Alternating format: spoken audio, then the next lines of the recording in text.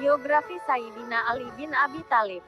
Sayyidina Ali bin Abi Thalib adalah khalifah atau pemimpin umat Islam keempat, setelah Abu Bakar, Umar, dan Utsman.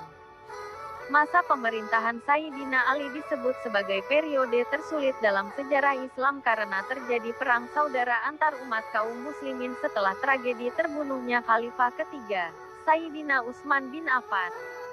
Sayyidina Ali bin Abi Thalib lahir sekitar 13 Rajab 23 sebelum Hijriah, 599 Masehi, wafat 21 Ramadan 40 Hijriah, 661 Masehi. Beliau termasuk golongan pemeluk Islam pertama dan salah satu sahabat utama Nabi Muhammad Shallallahu Alaihi Wasallam. Secara silsilah, Sayyidina Ali adalah sepupu dari Nabi Muhammad Shallallahu Alaihi Wasallam. Pernikahan Sayyidina Ali dengan Sayyidah Fatimah Az-Zahra juga menjadikannya sebagai menantu Nabi Muhammad Shallallahu Alaihi Wasallam. Sebagai salah satu pemeluk Islam awal, Sayyidina Ali telah terlibat dalam berbagai peran besar sejak masa kenabian, meski usianya terbilang muda, bila dibandingkan sahabat utama Nabi Shallallahu Alaihi Wasallam yang lain. Sayyidina Ali mengikuti semua perang, kecuali perang Tabuk. Pengusung Panji, juga berperan sebagai sekretaris dan pembawa pesan Nabi Shallallahu Alaihi Wasallam.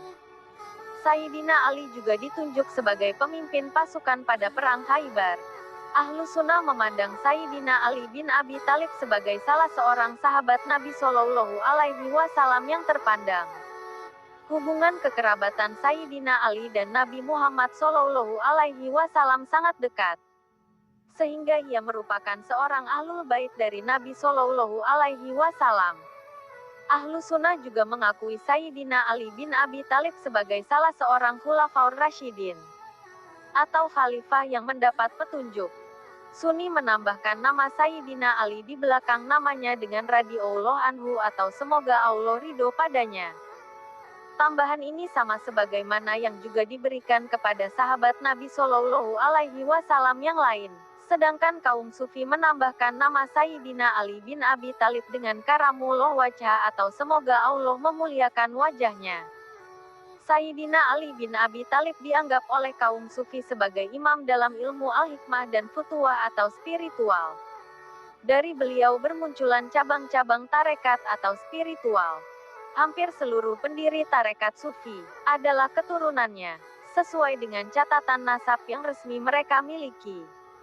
Seperti pada tarekat Qadiriyah dengan pendirinya Syekh Abdul Qadir Jailani. Menginjak usia remaja, Sayyidina Ali banyak belajar langsung dari Nabi Shallallahu Alaihi Wasallam. Karena hubungan yang dekat, Sayyidina Ali berkesempatan selalu dekat dengan Nabi Shallallahu Alaihi Wasallam. Hal ini berkelanjutan hingga dia menjadi menantu Nabi Shallallahu Alaihi Wasallam. Melalui Sayyidina Ali sebagian kaum Sufi banyak belajar dan mengambil pelajaran-pelajaran tertentu, masalah ruhani atau yang kemudian dikenal dengan istilah tasawuf, yang diajarkan Nabi Shallallahu Alaihi Wasallam khusus kepada beliau, tetapi tidak kepada murid-murid atau sahabat-sahabat yang lain.